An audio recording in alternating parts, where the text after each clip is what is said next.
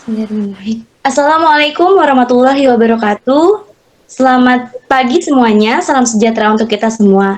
Sebelumnya terima kasih kepada dosen pengampu mata kuliah manajemen pemasaran Ibu Ayu Azizah yang telah mengizinkan kami mempresentasikan hasil dari riset brand awareness yang telah kami lakukan pada Philips dengan judul Analisis Brand Awareness dan Top of Mind Brand Philips pada konteks pasar elektronik konsumen. Di sini anggotanya terdiri dari Sukma Ayu Adiputri dengan NIM 642200053, Fitriani 642200055, Siska Nurmalasari 6422056, Ramanda Novitasari 6422076, saya sendiri Nada Virus 64220106, Fadlan Munawar 64220109, Niken Ayu Anggraini 64220573, dan yang terakhir ada Leoni Mawarni 64220225. Baik, paparan pertama mengenai latar belakang akan dijelaskan oleh saya. Brand awareness dan top of mind brand merupakan dua faktor penting dalam memahami sejauh mana sebuah merek dikenal dan diingat di benak oleh konsumen di pasar elektronik konsumen. Salah satu merek yang telah berhasil membangun citra dan kesadaran merek yang kuat adalah Philips.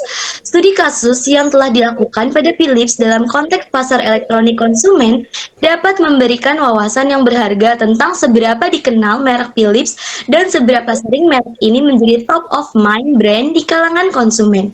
Studi kasus ini dapat melibatkan analisis data survei, wawancara, dan pengamatan melalui kuesioner perilaku konsumen untuk mengukur tingkat kesadaran merek Philips dan sejauh mana mereka mendominasi pikiran dan benak konsumen ketika mereka memikirkan produk-produk elektronik, terutama lampu LED. Selanjutnya akan dibacakan oleh Leoni. Rumusan masalah yang pertama, sejauh mana tingkat brand awareness Philips di pasar elektronik konsumen. Yang kedua, bagaimana persepsi konsumen terhadap merek Philips dalam inovasi, kualitas, dan keandalan produk. Yang ketiga, bagaimana dampak brand awareness dan top of mind brand terhadap kinerja dan keberhasilan Philips di pasar elektronik konsumen.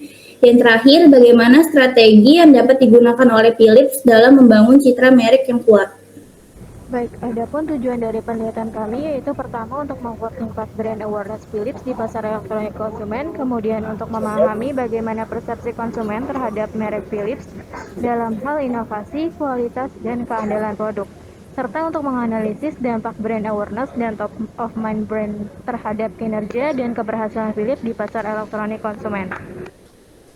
Selanjutnya, metode penelitian kuesioner. Metode populasi dan sampling populasi adalah wilayah generalisasi suatu kelompok yang terdiri dari objek atau subjek yang mempunyai kualitas dan karakteristik tertentu yang ditetapkan oleh peneliti untuk dipelajari dan kemudian ditarik kesimpulannya. Metode analisis data, metode penelitian yang digunakan penulis dalam penyusunan laporan ini adalah metode penelitian kuantitatif. Dengan sumber data primer berupa kuesioner, penulis menggunakan tabel hasil jawaban responden untuk menganalisis brand awareness dan top of mind brand study kasus pada Philips dalam konteks pasar elektronik konsumen. Adapun populasi yang akan digunakan sebagai penelitian adalah konsumen pasar elektronik, sedangkan sampel yang akan digunakan memiliki ketentuan seperti konsumen pasar elektronik berjenis kelamin laki-laki ataupun perempuan dan berusia lebih dari 15 tahun. Baik, di sini kita bisa lihat ada elemen-elemen dari brand equity di mana kami mengutipnya dari buku manajemen dan strategi merek karangan Ciptono, di mana ada dua elemen penting dalam suatu merek, yaitu elemen tangible dan visual serta elemen intangible. Untuk elemen tangible dan visual sendiri itu terdiri dari 9 kategori. Yang pertama ada simbol dan slogan, nama, logo, brand, warna, dan slogan iklan, kemudian ada nama dan merek dagang, kapabilitas fungsional, nama dan proteksi hukum, kemudian ada fungsionalitas, lalu ada kehadiran dan kinerja, kemudian ada nama yang unik, logo, desain grafis, dan juga fisik, kemudian ada bentuk fisik, dan yang terakhir adalah nilai fungsional. Kemudian untuk elemen intangible itu ada identitas, merek korporat, komunikasi terintegritas, dan juga relasi pelanggan. Kemudian ada positioning, komunikasi merek, kemudian ada nilai simbolis, layanan, tanda kepemilikan, dan juga shorthand notation. Kemudian ada representasionalitas, kemudian relevansi, keunggulan, ikatan khusus atau bond. Kemudian ada kepribadian, relasi, budaya, refleksi, dan citra diri. Dan yang terakhir adalah nilai sosial dan juga personal.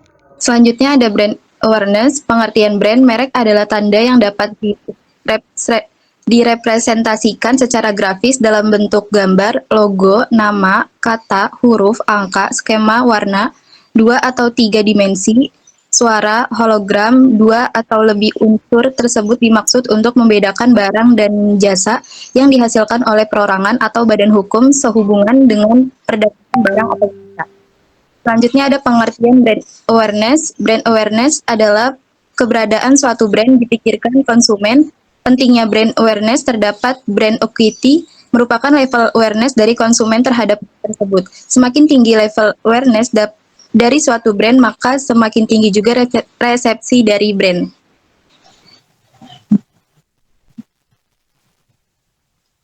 Oke, yang selanjutnya ada profil perusahaan. Corning, Jaclyn Phillips Electronic N.V., Royal Dutch Philips Electronic Ltd. Umumnya dikenal sebagai Philips, adalah salah satu produsen elektronik konsumen terbesar di dunia. Pada tahun 2004, perusahaan menghasilkan sekitar 30,3 juta euro dan mempekerjakan 161.586 orang di lebih dari 60 negara. Philips dibagi menjadi segmen bisnis, yaitu ada Philips Consumer Electronic, Philips Semiconductors, Philips Lighting, Philips Medical System, dan Philips Domestic Application. Dan Personal Care. Perusahaan ini didirikan pada tahun 1891 oleh dua bersaudara, yaitu Gerard L.F. Philips dan Anton Philips pada tahun 1874 sampai 1951. Tinggal di Eindhoven, Belanda. Produk pertama berupa 4.444 bola lampu dan peralatan elektronik lainnya. Perusahaan ini memulai kegiatannya pada bangunan berukuran 18 kali 20 meter dengan dilengkapi mesin uap berkapasitas 60 tak serta sebidang tanah kosong seluas 1.211 meter persegi.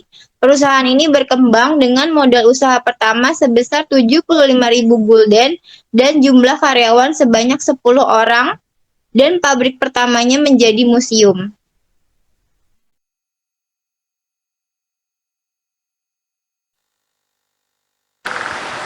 Di sini ada tabel mengenai jenis kelamin responden. Dapat diketahui bahwa responden yang berjenis kelamin laki-laki sebanyak 28% dan konsumen berjenis kelamin perempuan sebanyak 20%.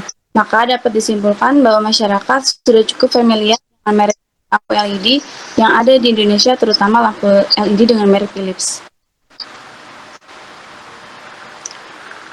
Dan di sini ada tabel berdasarkan usia responden. Dapat diketahui kelompok usia 15-20 tahun memiliki persentase sebanyak 36%. Kelompok usia responden 20-30 tahun memiliki persentase 58%. Kelompok usia responden 30-40 tahun memiliki persentase 6%. Sedangkan kelompok usia responden 40-50 tahun dan 50-60 tahun tidak memiliki persentase. Dari hasil kuesioner, maka dapat disimpulkan bahwa mayoritas masyarakat yang mengetahui merek-merek lampu LED adalah kelompok usia 20-30 tahun. Dan di sini ada data responden mengenai pekerjaan responden. Dapat diketahui bahwa sebanyak 70% responden memiliki pekerjaan sebagai mahasiswa, sebanyak 22 responden memiliki pekerjaan sebagai karyawan swasta, dan dari tabel di atas dapat disimpulkan bahwa mayoritas masyarakat yang mengetahui merek-merek lampu LED memiliki pekerjaan sebagai mahasiswa.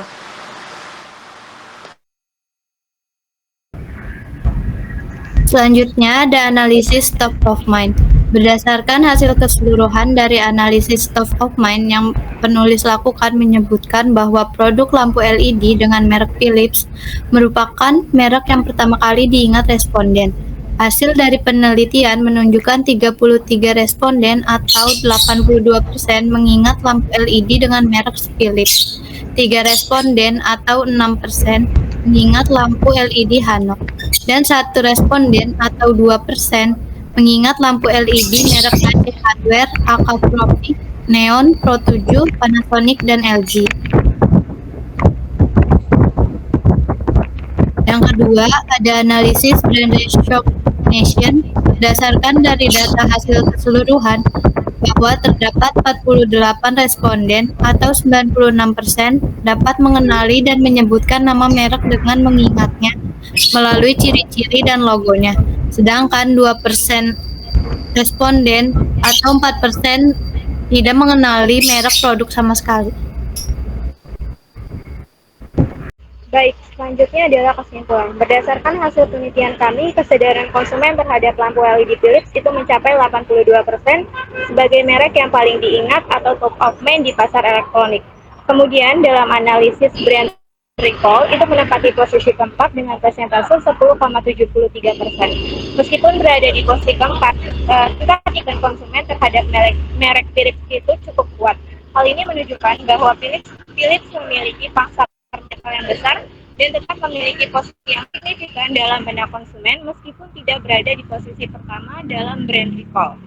Kemudian untuk keberhasilan brand recognition, Philips mencapai puncak dengan persentase 96%, di mana responden dapat mengingat merek hanya dengan logo pada kemasan produk.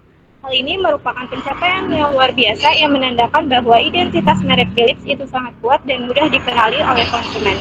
Dan kesimpulan utamanya adalah bahwa Philips berhasil membangun identitas merek yang kuat, mengukuhkan posisi di pasar, serta memperkuat kepercayaan konsumen terhadap produknya. Dengan demikian, kesuksesan Philips dalam mendominasi kesadaran konsumen itu tidak hanya menunjukkan kekuatan merek, tetapi juga komitmen dalam memberikan kualitas dan kepercayaan kepada konsumen. Nah, untuk sarannya yaitu, pertama, sebaiknya Philips tetap fokus pada strategi pemasaran lampu LED.